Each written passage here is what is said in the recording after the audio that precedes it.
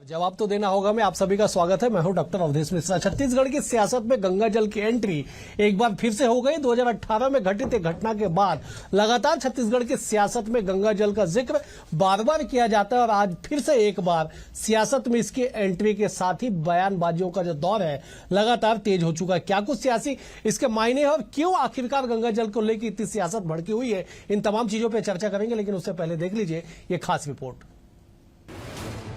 मंत्रोच्चार के साथ पूजा पाठ कर रहे ये छत्तीसगढ़ के खेल एवं युवा कल्याण मंत्री टंकराम वर्मा है। टंकराम वर्मा को मंत्री बनाए जाने के बाद प्रोटोकॉल के तहत बंगला दिया गया है। बंगले में प्रवेश करने से पहले मंत्री टंकराम वर्मा पूजा पाठ कर रहे हैं। पूजा पाठ के बाद मंत्री वर्मा बंगले में गंगा जल भी छिड़क रहे हैं। यूं तो सनातन धर्म में पूजा पाठ के बाद घर में गंगा जल छिड़कने की परंपरा है, लेकिन प्रदेश की सियासत में गंगा जल को लेकर बयानबाजी गर्म हो गई है। कैबिनेट मंत्री केदार कश्यप कह रहे हैं कि गंगा जल को हम लोग पवित्र मानते हैं, गंगा जल को लेकर पवित्र काम करते हैं। कुछ लोगों ने गंगा जल का अपमान किया है, गंगा जल को हाथ में लेकर झूठ बोलने का काम किया है। इस कारण 5 साल में बाहर हो गए। हम गंगा जल को लेकर के झूठ बोलने वाले लोग नहीं हैं, गंगा जल को लेकर के पवित्र काम करने वाले लोग हैं। कुछ लोगों ने गंगा जल का अपमान किया है, गंगा जल को लेकर के झूठ बोलने का काम किया, उसके कारण से वो 5 साल में ही बाहर हो गए। लेकिन हम गंगा जल को छिड़क करके हम आगे के छत्तीसगढ़ के निर्माण में एक अच्छा कार्य कर सके, इस संकल्प के साथ में आए। छत्तीसगढ़ में 2018 विधानसभा चुनाव के पहले कांग्रेस ने गंगा जल हाथ में लेकर कसम खाते हुए घोषणा पत्र जारी किया था। घोषणा पत्र में किसानों की कर्ज माफी के साथ ही शराबबंदी का भी वादा था। इसके साथ ही कई महत्वपूर्ण वादे भी इस घोषणा पत्र में थे। प्रदेश में कांग्रेस की सरकार बनी, जिसके बाद बीजेपी लगातार गंगा जल हाथ में लेकर कसम खाने की बात कहते हुए कांग्रेस सरकार को कटघरे में खड़ा कर रही है। बंगले में मंत्री के प्रवेश के बाद फिर से गंगा जल पर सियासत तेज हो गई है। हालांकि कैबिनेट मंत्री केदार कश्यप के बयान पर प्रदेश कांग्रेस अध्यक्ष दीपक बैज ने पलटवार किया है। दीपक बैज ने कहा कि गंगा जल सबके लिए पवित्र है, अकेले केदार कश्यप के लिए नहीं। गंगा जल की कसम खाई थी कि किसानों का कर्ज माफ करेंगे, उसकी कर्ज माफी हमने की है। गंगा जल छिड़काव को भी ये लोग सिर्फ राम मंदिर और धार्मिक से जोड़ने का प्रयास। गंगा जल को लेकर झूठ बोलने वाले बोलते हैं ये गंगा जल किसके लिए पवित्र नहीं है, गंगा जल सबके लिए पवित्र है, केदार कश्यप के लिए अकेले के लिए नहीं है।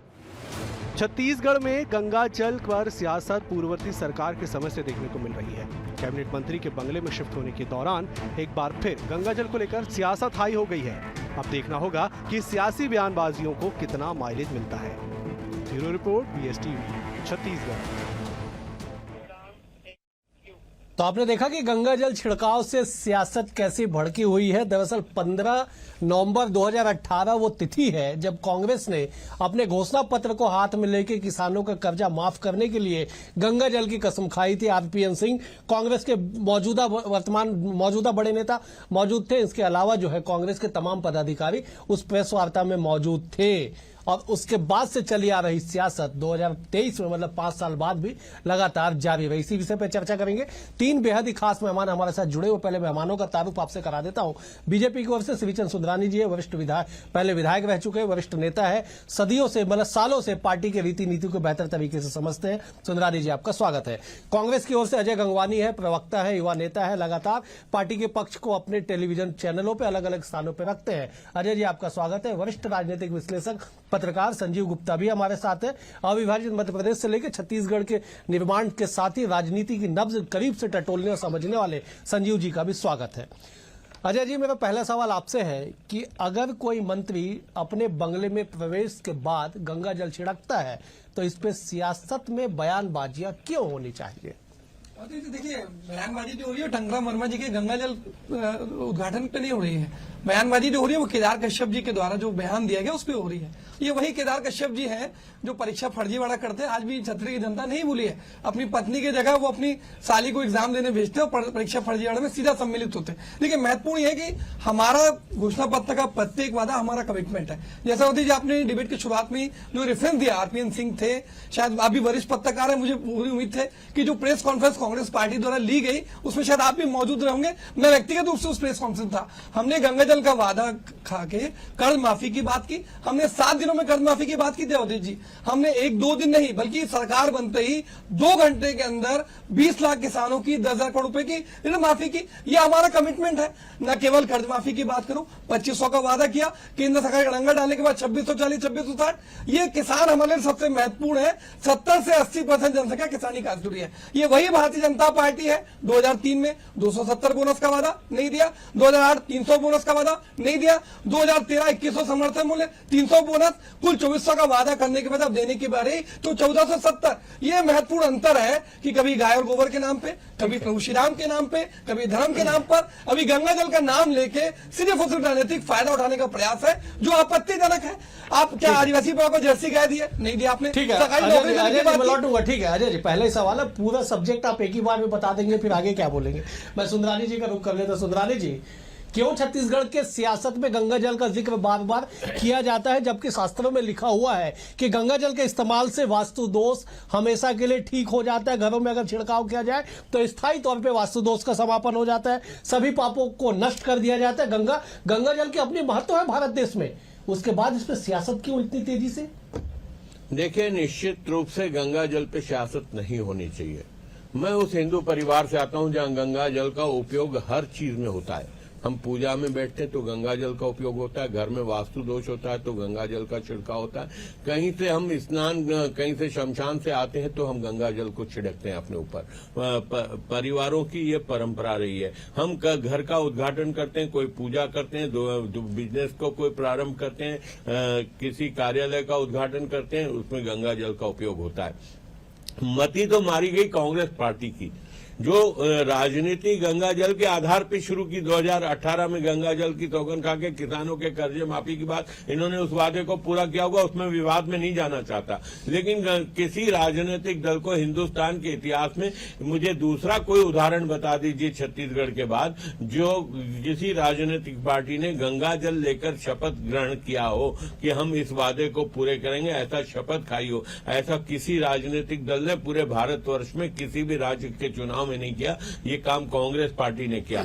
रहा सवाल हमारे यहाँ, अगर टंकराम वर्मा जी ने अपने बंगले में जाकर गंगा जल छिड़का तो ये तो स्वाभाविक है।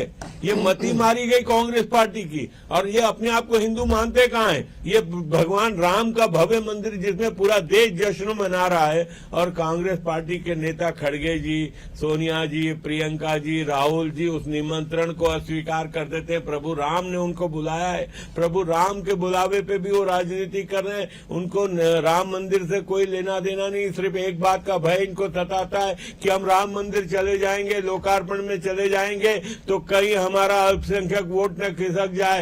ये भय के कारण ये लोग अपने धर्म को भी छोड़ चुके हैं। ठीक है, एक बार मैं संजीव जी का रुख कर लेता हूं। संजीव जी, छत्तीसगढ़ की सियासत में आप देख रहे हैं कि बीते 5-5.5 सालों से लगातार गंगा जल का जिक्र किया जा रहा है। आज भी हमने देखा कि मंत्री टंकराम वर्मा गंगा जल का इस्तेमाल करते हैं तो दोनों ही तरफ से बयानबाजियां हो जाती है। गंगा जल को लेके झूठ बोलने का आरोप एक दूसरे पे लगाया जाता है। इधर से केदार कश्यप भी कहते हैं, उधर से दीपक बैज भी इसका जवाब देते हैं। लेकिन क्या गंगा जल की ये सियासत क्या आगे भी चलेगी या इसका कुछ निष्कर्ष निकलेगा? क्योंकि 5.5 सालों से लगातार ये चर्चाएं हो रही, गंगा जल पे सियासत छत्तीसगढ़ में हो रही। सबसे बड़ी बात यह है कि ये सही है, ये सनातन धर्म में जन्म से लेकर मृत्यु तक जितने भी संस्कार होते हैं, 16 संस्कार होते हैं, 16 संस्कार, सब में गंगा जल का अपना महत्व है। जन्म से लेकर मृत्यु तक सनातन धर्म में संस्कारों में उपयोग किया जाता है। प्रत्येक अच्छे कार्यों में गंगा जल का इस्तेमाल किया जाता है। घर की पूजा होती है, नए घर में प्रवेश की बात होती है। टंकराम वर्मा भी नए घर में प्रवेश कर रहे हैं, तभी ये सब जो पूजा आप लोगों ने दिखाया है वही है। अब सबसे बड़ी बात यह है कि राजनीतिक दल तो राजनीति करेंगे ही, चाहे वो गंगा जल पे हो, चाहे वो भगवान पे हो, चाहे किसी पे भी है। मुझे ऐसा लगता है कि राजनीति को इन सब चीजों को थोड़ा दूर रहनी चाहिए। ठीक है, वो गंगा जल लेकर कसमें खाए, कितने वो पूरी कर पाए नहीं कर पाए, वो तो 5 साल पहले की बात है। अब तो सरकार जा चुकी है, उनकी नई सरकार आ गई है।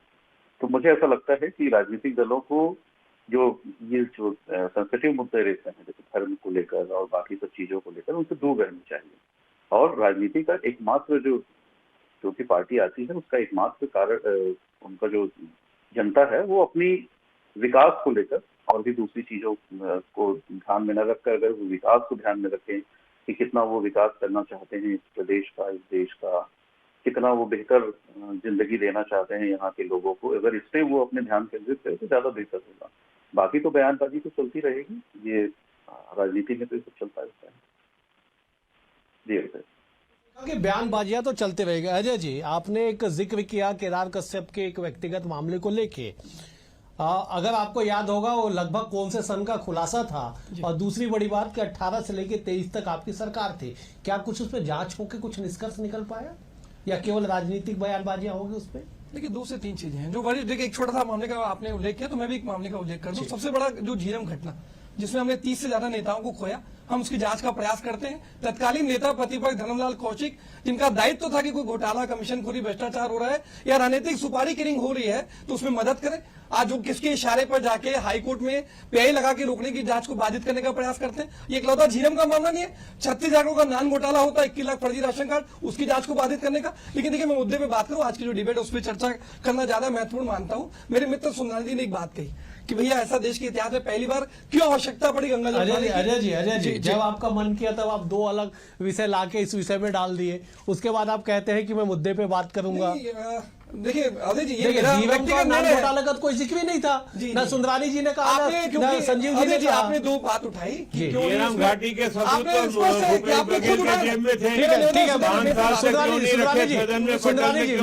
सुंदरानी जी विषय विषयांतर न करें। आपने कंप्लीट करो, आपने परीक्षा फर्जीवाड़े पे कार्रवाई नहीं हुई उसके संबंध में मैंने आपको रेफरेंस दिए, मैं डाइवर्ट नहीं कर रहा हूँ। परीक्षा फर्जीवाड़े में आपकी सरकार ने डिबेट को शांति चलने आपको दिक्कत कंप्लीट करने दीजिए। अजय जी को एक बार, अजय जी विषय पे रहिए। चलिए आपने वो मामला उठाया इसलिए मैंने जिक्र कर दिया कि आपको अगर याद हो कि कौन सा सन का मामला हो वो जरा एक बार सन बता दीजिए दर्शकों को। अब 5 साल आपकी सरकार थी, छोटा सा मामला, उस पे क्या आपने किया ये भी जरा एक बार प्रकाश डाल दीजिए। देखिए 3 बातों में बात करूं। देखिए सबसे महत्वपूर्ण है कि मेरे मित्र सुंदरानी एक बात कह रहे हैं कि भैया हमको गंगा जल की कसम खाने की जरूरत क्यों पड़ी। आज मुझे अच्छे से याद है, आप वरिष्ठ पत्रकार हैं, आपको भी अच्छे से याद होगा, तत्कालीन हमारे मीडिया डिपार्टमेंट के चेयरमैन थे शैलेश नितिन त्रिवेदी और गिरीश देवांगन, दोनों के फर्जी लेटर पेड पे भारतीय जनता पार्टी की जो IT सेल है और जो टोल आर्मी है मिलकर फर्जी पत्र वायरल किया गया कि भैया कांग्रेस जो घोषणा पत्र वादे करे पूरा नहीं करने वाली, मजबूरी में जनता को उनकी साजिश और षड्यंत्र का पर्दाफाश करने के लिए हमको गंगा जल की कसम खा के हमें वादे करना पड़ा। लेकिन हमने वादे पूरे किए। मेरे मित्र सुंदरानी ने खुद स्वीकार किया कि हमने 2 घंटे के अंदर कर्ज माफी की, हमारे वादे हमारे। मैंने कहा स्वीकार किया भाई, आप सुन लीजिए। मुद्दे पे नहीं जाना चाहता। अरे आप 6 वादे पूरे नहीं किए, आप सत्ता से बेदखल क्यों हुए कि आपने 36 वादों में 6 वादे पूरे नहीं किए। एक बार अजय जी को कंप्लीट करने दीजिए, आप ही के पास आऊंगा। सबसे महत्वपूर्ण बात सुंदरानी ने एक बात कही कि भैया रामलला के मंदिर के दर्शन के लिए जा रहे हैं। क्या केंद्र की मोदी सरकार या भारतीय जनता पार्टी निर्धारित करेगी कि कांग्रेस का नेता कब रामलला जी के दर्शन पे जाएगा? देखिए सबसे महत्वपूर्ण बात अवधेश जी, सनातन धर्म के सबसे बड़े गुरु शंकराचार्य जी चारों नहीं जरूरी है। आज अधूरे मंदिर की प्राण प्रतिष्ठा क्यों कर रहे हैं? ठीक है 17 अप्रैल को रामनवमी के दिन जो सबसे शुभ दिन माना जाता है उसको न करके आप क्यों कर रहे हैं? क्योंकि आदर्श आचार संहिता लागू होगी, राजनीतिक फायदा नहीं ले पाएंगे। आप 22 जनवरी को बिना शिखर निर्माण के अधूरे प्राण मंदिर की प्राण प्रतिष्ठा करके राजनीतिक फायदा उठाने का प्रयास कर रहे हैं, उस पर राजनीति कर रहे हैं। RSS और भाजपा का आपके उत्तर प्रदेश के नेता क्यों गए भैया? आज हमारे आपके उत्तर प्रदेश के नेता क्यों गए? 15 तारीख को आज उत्तर प्रदेश कांग्रेस कमेटी 15 तारीख को गई ना। अजय जी हो गया, ठीक है, आपकी बातें आ गई। आपने दरअसल दिक्कत यही है कि जिस पिच पे कांग्रेस ना खेले बीजेपी चाहती है उस पिच पे खेले और आप लोग उसी पिच पे उलझ जाते हैं और क्लीन बोल्ड हो जाते हैं। देखिए पिच अजय जी मैं लौटूंगा, ये धर्म पे राजनीति करते हैं। एक तरफ खड़गे जी अस्वीकार करें, सोनिया जी अस्वीकार करें, प्रियंका जी अस्वीकार करें, राहुल जी अस्वीकार करें और उत्तर प्रदेश के इनके प्रभारी पांडे जी चले जाए, उत्तर प्रदेश के कांग्रेस अध्यक्ष चले जाए, उत्तर प्रदेश के कार्यकर्ता इनके चले जाए और उस वक्त अधूरा मंदिर नहीं, खड़गे जी के लिए अधूरा मंदिर है, उत्तर प्रदेश के कांग्रेस नेताओं के लिए अधूरा मंदिर नहीं है। सवाल सुन लीजिए। देखिए दरअसल अजय जी दिक्कत यह है कि आपको आदेश नहीं दिया गया कांग्रेस को। मैं केवल अपनी बात कंप्लीट कर रहा हूं, मैं उसका सवाल लेके आऊंगा। आदेश नहीं दिया गया कि कांग्रेस के नेता हाजिर हो, आमंत्रण दिया गया। साहब, आपको भी अपने व्यक्तिगत जीवन में 1000 आमंत्रण मिले होंगे, आमंत्रण और आदेश में अंतर है ना। आपने कहा कि केंद्र कैसे डिसाइड करेगी कि कांग्रेस के नेता कब जाके दर्शन करेंगे? आमंत्रण मिला है। रामलला के मंदिर में कौन वीआईपी होगा, ठीक है, कौन किस सीट में बैठेगा, ठीक है, किस जगह दर्शन करेगा, ठीक क्या है, ये केंद्र की मोदी सरकार डिसाइड करेगी? ठीक मुझे है, बता दीजिए। ठीक है। आज सनातन धर्म के गुरु डिसाइड करेंगे कि मोदी जी किसका धार्मिक स्थान बड़ा है? वहाँ के ट्रस्ट ने डिसाइड किया है। वहाँ के अच्छा आपके यूपी के लोग क्यों गए? आपके यूपी के नेता क्यों गए? अगर वो अधूरा मंदिर है तो क्यों गए यूपी? क्योंकि राजनीतिक फायदा उठाने का प्रयास किया जा रहा है। मैं छत्तीसगढ़ के नहीं, गंगा आप जल का राजनीतिक फायदे के लिए गए सुनवाई जी सवाल सुन लीजिए। गंगा जल की कसम खा के राजनीति की शुरुआत 2018 में हुई, 2024 में अनवरत जारी है। क्या आपको लगता है कि इस तरह की सियासत से आपको फायदा मिलेगा? जिस तरह से आप लोग लगातार धर्म पे राजनीति करने का आरोप आप लोगों पे लगता है, सुंदरानी जी? देखिए, मैं डॉक्टर साहब पहले ही कह चुका हूं कि हम सनातनी हिंदू हैं। हम निश्चित रूप से गंगा जल का उपयोग हमारे हर काम में होता है। अब ये कांग्रेस के लोग हिंदू होकर भी अपने आप को हिंदू न माने तो हम इनके ऊपर क्या टिप्पणी कर सकते हैं? ये गंगा जल के महत्व को न समझे तो हम क्या टिप्पणी कर सकते हैं? अगर किसी के घर का मुहूर्त है, कहीं किसी घर में प्रवेश कर रहा है, गृह प्रवेश हो रहा है और गंगा जल का उपयोग कर डाला और कांग्रेस पार्टी ये बवाल मचाती है, जिस प्रकार प्रभु राम के मंदिर पे बवाल मचा रही, गंगा जल पे ये इनकी मति खराब हो गई है। ये दिन ब दिन आधार होते जा रहे, ये जनता के बीच में विलेन बनते जा रहे हैं। स्वयं अपने बयान देकर वोटों की राजनीति न करें। आपने हिंदू एटीएम की तरह जय श्री राम का नारा चुनाव के समय याद आता है। अरे हमारे लिए गर्व की बात है कि प्रभु राम के मंदिर का निर्माण हुआ, हमने करवाया। 500 साल तक इस देश की जनता ने प्रभु राम के मंदिर को। इन्होंने भी डिस्टर्ब किया ना जी मुझे। मतलब आप ही थोड़ी डिस्टर्ब करेंगे सर, बिल्कुल सर, अगर ये करेंगे तो मुझे करना पड़ेगा। जैसे तो ऐसा क्या करेंगे बताइए? ये चाहते नहीं जनता तक तथ्य पहुंचे। डिस्टर्ब करेंगे डिबेट को तो ऐसा नहीं चल पाएगा। मेरा एक ही निवेदन है, आप दोनों को विनम्र आपसे नहीं, माफी चाहूंगा। सब्जेक्ट से आप मैं विनम्र माफी और आरोप मेरे चाहूंगा पे कि आप लगाओ। अगर डिस्टर्ब करने के लिए नहीं, डिबेट बात करेंगे तो मैं अलाउ नहीं करूंगा। विषय का मैं आप- विनम्र आपसे कहूंगा, मैं अगर आप डिस्टर्ब करने की नियत से डिबेट करेंगे मैं अलाउ नहीं करूंगा। बिल्कुल विनम्रता के साथ इस बात को मैं कहता हूं। आप जवाब दीजिए, मैं आपके पास आ रहा हूं, भरपूर टाइम दे रहा हूं। आप लेकिन डिस्टर्ब करने की नियत से आप जवाब मत दीजिए। मैं निवेदन कर रहा हूं आपसे, नहीं तो फिर मुझे डिबेट क्लोज करना पड़ेगा। मैं एक बार संजीव जी का रुख करता हूं। संजीव जी, छत्तीसगढ़ की सियासत में लगातार इस बात को लेकर सियासत हो रही है कि गंगा जल की झूठी कस्में किसने खाई। क्या इसका साइड इफेक्ट चुनाव परिणाम में दिखने को मिलता है? क्या लोगों के जनमानस तक, लोगों के मन तक असर कर पाता है कि गंगा जल के नाम पर सियासत हो रही है?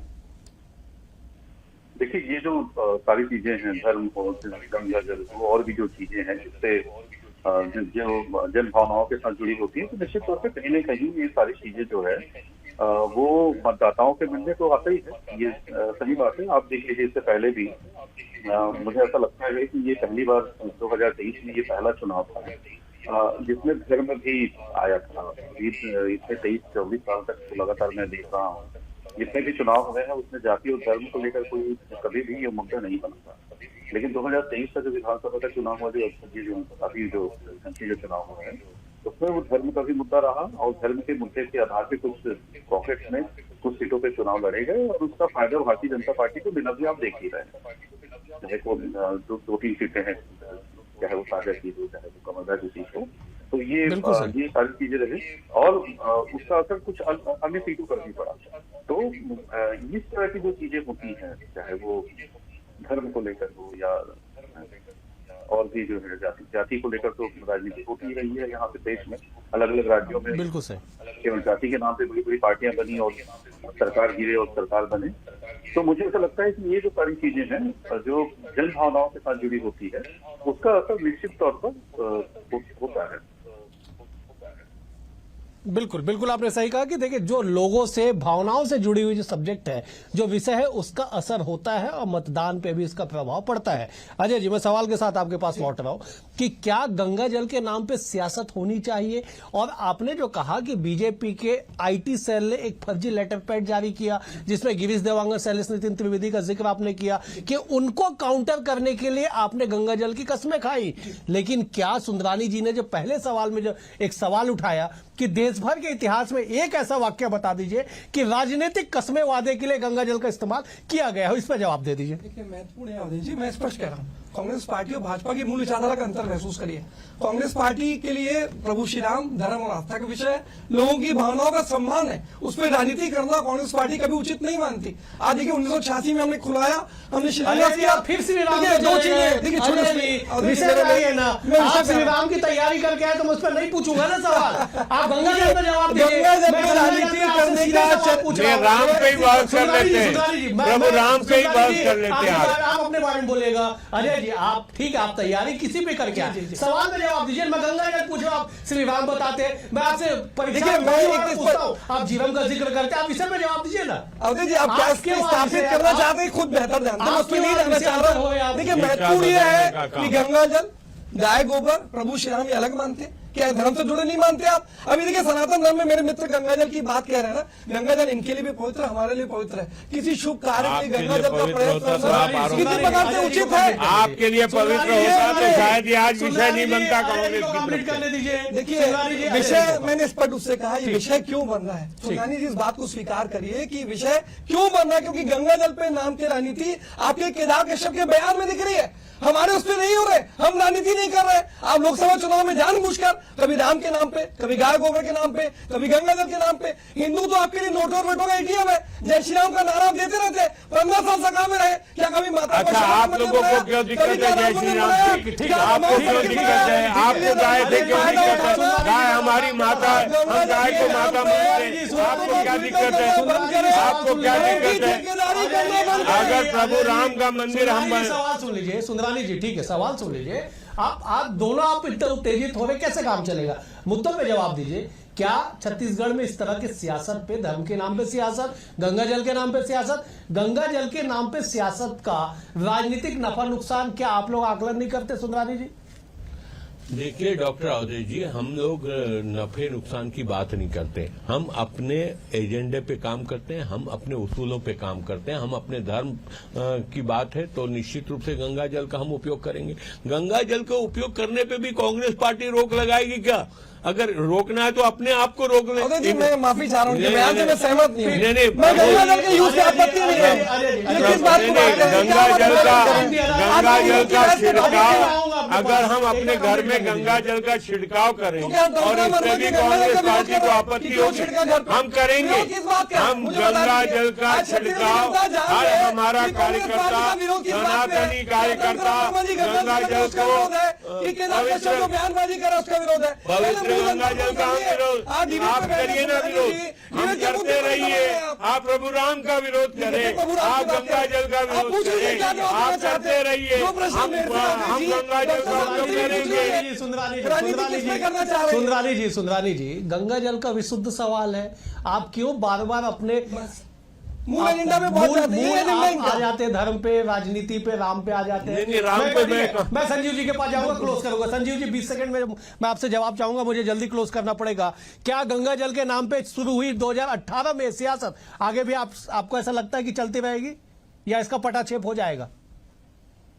देखिए, गाय को लेकर सियासत, गंगा जल को लेकर सियासत, प्रभु राम को लेकर सियासत, और भी जो दूसरे धर्म को लेकर, और खासकर मैं फिर से कह रहा हूँ कि जो सेंसिटिव मुद्दे हैं उनको लेकर सियासत अब इस देश में चलती रही है, वो कभी समाप्त नहीं रहेगी। चले, बिल्कुल, मतलब इस तरह के मुद्दों को लेकर सियासत देश, छत्तीसगढ़ नहीं वरन पूरे देश में चलते रहेगी। फिलहाल आज के लिए इतना ही। आप तीनों मेहमानों का बेहद शुक्रिया। अजय जी आपका शुक्रिया, सुंदरानी जी आपका शुक्रिया। और सबसे बड़ी बात यह है कि छत्तीसगढ़ में जिस तरह से, संजीव जी आपका भी शुक्रिया, मैं भूल गया था आपको शुक्रिया कहना, छत्तीसगढ़ में जिस तरह से 2018 में शुरू हुई गंगा जल के नाम पे सियासत लगातार जारी है और आने वाले समय में भी इस तरह के विषयों पे, इस तरह के मुद्दों पे सियासत जारी रहेगी। लेकिन सियासत का साइड इफेक्ट क्या होगा ये चुनाव परिणाम ही बताएंगे। कुछ लोगों ने यह भी कहा कि 2023 के जो परिणाम आए उसका एक साइड इफेक्ट में उसको जोड़ दिया जाए। आने वाले समय में क्या इसका परिणाम होगा वक्त तय करेगा। लेकिन इतना तय है कि सॉफ्ट हिंदुत्व के नाम पे, गंगा जल के नाम पे लगातार देश में सियासत जारी है। फिलहाल आज के लिए इतना ही। कल एक और विषय के साथ होगी मुलाकात, तब तक के लिए नमस्कार।